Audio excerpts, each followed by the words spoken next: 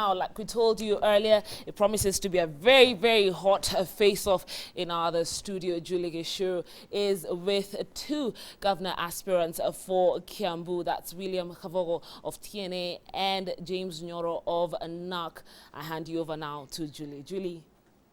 Thank you so much for that, Kiriko. Now, this they're saying is the race, one of the races across the country that we should keep an eye on. Kiambu County, interesting to note, voter registration turnout was 113%. So you've got a population eager to decide who their leaders will be. And with us, as Kiriko said, James Nyoro, welcome. Thank you for joining us from NARC and TNA's Nyoro-Kabogo. Gentlemen, we start with the simplest of questions.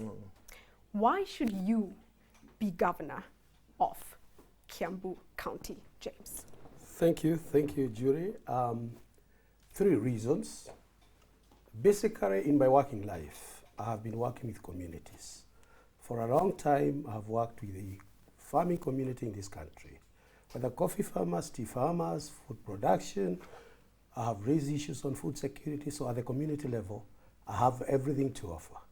At the national level, I have been involved in formulation of government policies. Economic recovery strategy, when Kibaki came into power, Vision 2030, we were the pioneers in performance contracting. At the international level, I was just the managing director of the Rockefeller Foundation, in charge of the African region, 26 countries, budget $60 million US. Those three levels are the ones that I'm going to leverage to make Kiambu what we want it to be, the Singapore of Kenya. Your priority issues for the county? My priority issues are three. The first one is wealth creation. It is very, very important that even as we talk about social issues like education, health, and security, that we have more money in our pockets and more money in keeping more money in our pockets. And because of the strategic position of Kiambu, the fact that it is endowed with coffee, tea, agro-industries, and the fact that it has Nairobi as its strategic market, we should be able to turn around our economy and ensure that we create wealth in Kiambu. The second issue... A little bit faster so that I can come to William. Thank you. Second issue? The second issue is equity, job creation. You see a number of people in Kiambu at different categories who are actually just about to become the next entrepreneurs, whether social or private entrepreneurs. And for me, job creation is so important, and we can talk about how I want to do that. The third one is education. Okay. William, why are you the man to lead Kiambu County?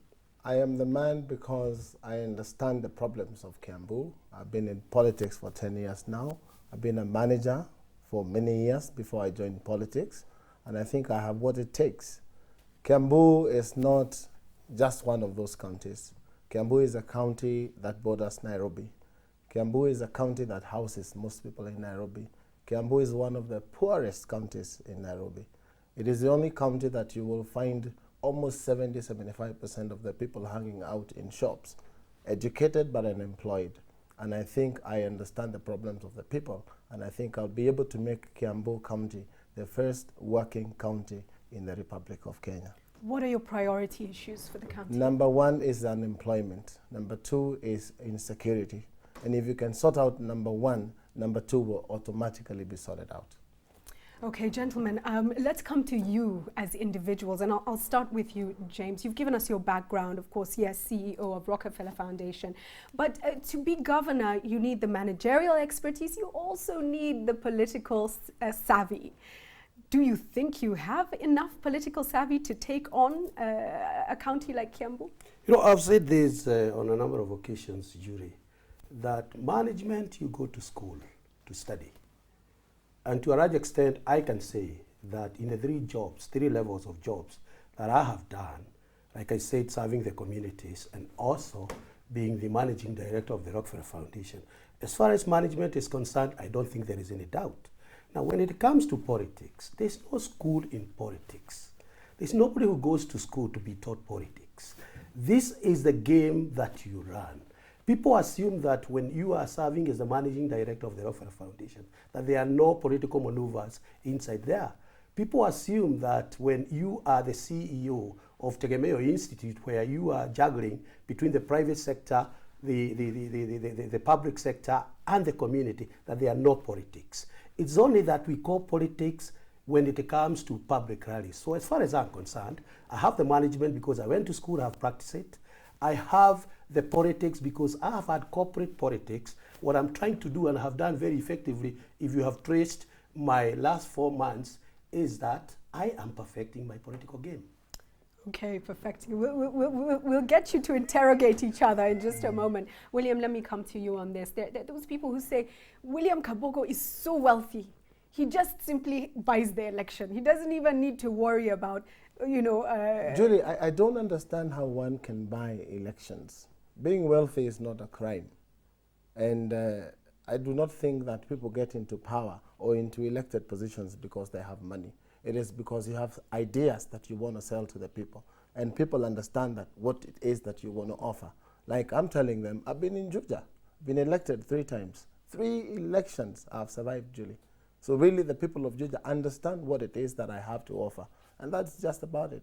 And politics is not maneuvers. Politics is almost a study, it's almost a science. You must understand the people. You must understand how to relate to the people. You must understand what it is that people want you to do and be able to do it so that they can gauge you at the end of 5 years to see whether they want to bring you back or not.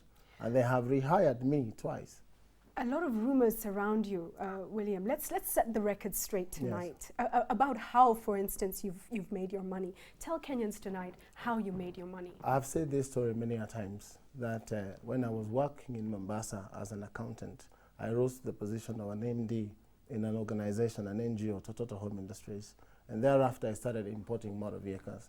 Then motor vehicles were very difficult to import because you needed to have a license from the trade ministry. And I happened to know people in the trade ministry. So every other month I would bring in 100 cars. And if you're making 200,000 shillings in 100 cars, that is 20 million shillings a month. Okay. So really there you are.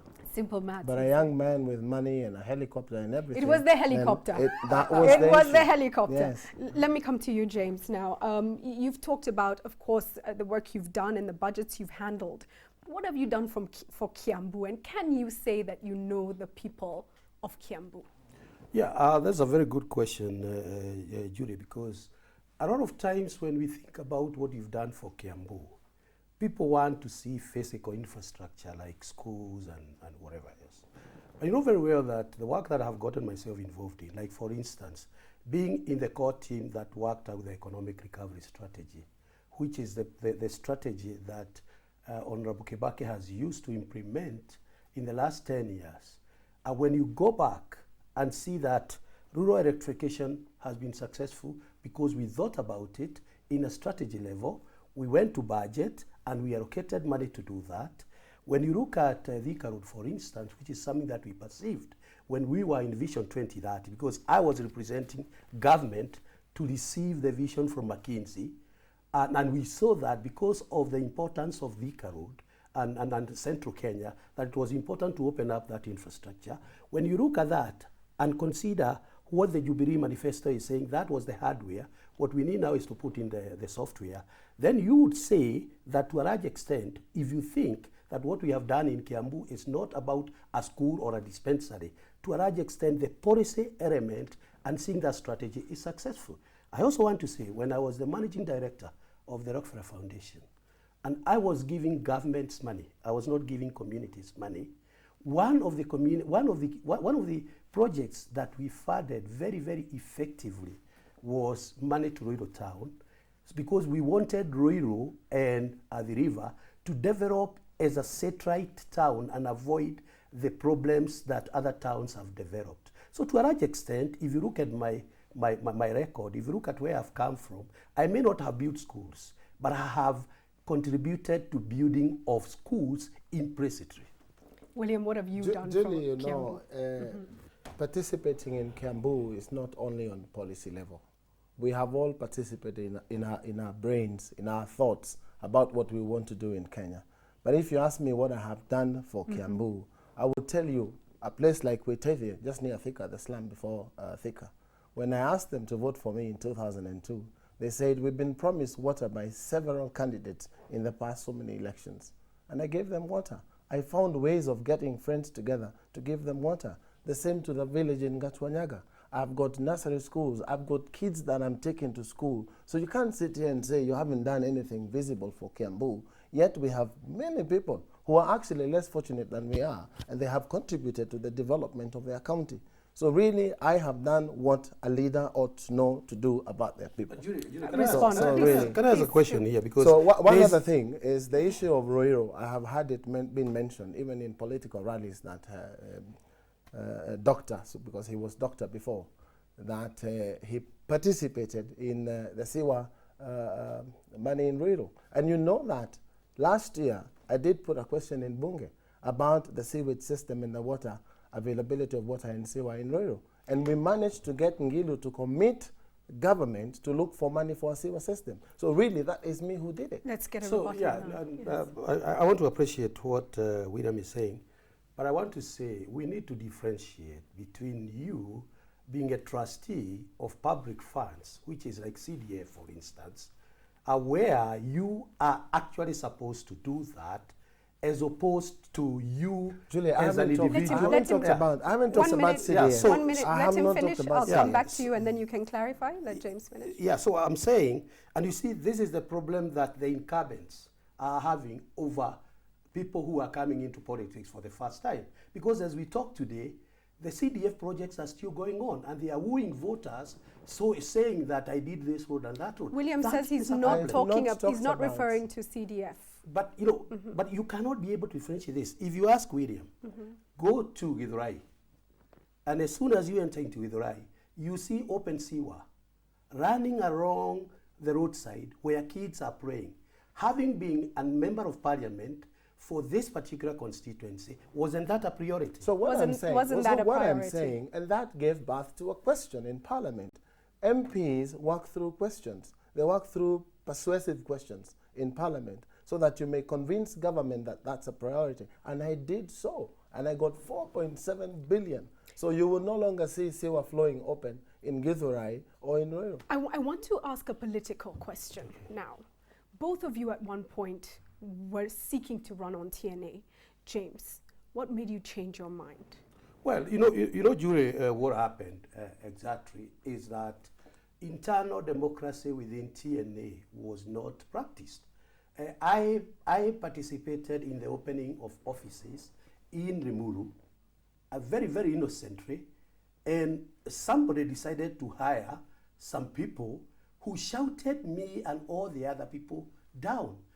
I wrote to TNA Secretariat and I said, we have to observe internal party democracy if we are expecting to have national democracy. On 20th of November, we went to elect officials in Kiambu. And true to the prediction, chaos was caused so that the SOPA people are threatened. And as a result of that, the non-SOPA people, as it were, will be left behind and do the election. William, it's important to comment, Julie, that yes, the things he says, they happened. But it's also important to say that after he left, we had nominations, peaceful, and I got 137,000 votes. Peaceful election. Let me ask this question, William. Were you part of any chaos? I was not part of the chaos. If I was, then there would have been chaos in the nominations. We still had another candidate. So really, if he moved because TNA was not democratic, he moved to GNU. So what happened to GNU? What was the reason? Democracy also? You can respond to that, I can James. respond to that, yes. because I could tell William that he's probably hopped over many parties more than anybody Never else historically. But the point is, I want to say, and coming back to your question of politics and management, I, being politically astute, saw what was in front of me and I decided to make a very, very strategic and dangerous decision to go to such a party. And do you know, and he knows very well, that when we had a meeting in Githunguri, the Deputy Prime Minister said James Nyoro should come back to Jubilee. He knows that very well. Face competition, face competition. You and go head to head, and go head to head with. Because yes. when William says that subsequent to that they held nominations that were successful, I think that's a joke. Okay, really. let's irrespective of what happened. You yes. are now in NARC and you remain in TNA, sure. and thank you for the discussion around it. But moving forward now, can you make a pledge to the people of Kiambu and to the people of Kenya that indeed it will be a clean race and we will maintain the highest standards of integrity? It should be clean, and I commit myself to the people of Kiambu and the people of Kenya that I will do a clear win, majority win, 70% plus. But it is not fair even today. You will find that doctor, sorry, I'm calling him doctor because he has been doctor until a few days ago. That is that a jab? It is. No, it's not. He has been, and yes. he was on radio yesterday saying that he acquired this name from some place in school. It's not a PhD. We'll but come that's to not you can respond in a moment. What I'm trying to say is it must be seen to be fair elections. You will find now that he has billboards, one outside Muthaiga roundabout with Uhuru's portrait, his of course photo, a ballot box of NAC and a ballot box of TNA, and both are ticked. So really, what is it you're telling the people of Kenya? I'll allow you to come in, and this is in court at the moment, yes, I know. So it's possibly something that we should not be discussing. We will not discuss the merits, but that's the point. But James, I'll let you come in now. Well, I would not want to comment on that case because as we talk now, my campaign is grounded. It has been halted by a court decision, so I'm not going to talk about this. It's not halted. I don't know. He has not removed those William, billboards. let him they speak. should be okay, down. let him speak. Let him so speak. I would rather not comment about that case because for reasons that you understand. What I want to say is that the problems that the Kiambu residents are facing are major, and this is time I believe that we discuss issues to do with education. Issues to do with poverty, like William has said, we have some of the hardcore poverties. I think this is a time to sell our policies so that as we go to, over the next 18 days, that people are going to elect officials or the governor who will come and turn around the economy of Kiambu. Having said that, I think we have all pledged and we signed the code of conduct. Yes. And we have said that we want to do this election in a peaceful manner. Let us stop from maligning individuals. I really want to talk about William as a person. I want to talk about issues. I would also expect the same so that we give our people the platform to decide who among us is going to deliver. But Julie, when we sit here before live TV and want to play very clean, that's not who we are. If you find us talking in political rallies, you will find a different James Nyoro and William Kabogo and of course presumably. A different William. But I will be saying the things that I'm saying here live now. That it is not fair to do the things that they portray or they want to show Kenyans that they are part and parcel of TNA, yet they're not. I'm going to and do I'm this saying, now. If I want to talk about issues in Kiambu, we have major concerns in Kiambu. If you go to Kiambu on a working day, you will find men and women who have gone to college, they are still sitting along shops. When are we going to sort that out? Gentlemen, and it is not propaganda that will sort that out. It is real work, it's real commitment. I'm going to give each of you an opportunity to ask. But before that, can I explain the PhD thing because please do. It becomes a bit ridiculous. Julie, you know very well that I have worked in this country at different levels. In 2002. I was given a responsibility by 3 well-known recognized universities, Stanford University, University of Arizona, and Egerton University, to head their policy arm. I did that effectively. I had registered from my PhD. But you all know that people think that you cannot be able to deliver certain things unless you have certain qualification. And people started to refer, you know that very well, people started to refer me as Dr. Nyoro. I went, let me say, because I'm getting that very briefly, yeah. Let's just clarify. You need to allow me to make a comment, Judy. Do you have the paperwork for the title? My PhD is coming in May. It's coming in Yes, May. in May. And then you will officially be doctor. a doctor. So I'm going to allow you 10 seconds Julie, to respond and then just we one, move on. Yes. one very quick one. Really, you cannot go on live TV. We went on live TV, James and I, on Nation TV, and his introduction was, I am Dr. James Nyoro. It is impersonation. His integrity is in question. Thank you. Point has been made. Yes. He has explained, and you've Kiambu men and women should go to court and find out whether he passes the integrity test. we are moving on to You the know, next. we We are keep moving throwing on to mud the at next people, issue. and We're moving on to the next yeah. issue, gentlemen. You now have a chance to pose a question to your competitor. I'll start with you, James. What's your question for William? No, my question to William, who has been a great friend, is... Yes, let's just clarify to everybody. We are buddies. We are very friendly. So my question to him really is basic. We have 18 days to go. Kiambu has such major issues. Can you tell Kiambu people, William, that you are going to conduct a peaceful, secure, without violence campaign for the benefit of people of Kiambu? Can you? Dr. James Nyoro, I will tell you, yes, I can tell the people of Kiambu. I can even go a step further and tell James Nyoro, come with me, come campaign with me. Let's do some peace rallies, you and I together. I have no problems. Julie, I have done elections before. I am a professor of this game. I understand this game. you don't have the papers. I Don't have the papers. I don't have the title, papers, Professor. but I will do it. I commit I myself like that. to I like this. that. Thank you. People of Kiambu have had. Thank you. Your question. My for question James. is, we have talked about the PhD. It's an issue that has been all over. We have seen that you run Facebook with certain fellows running your Facebook.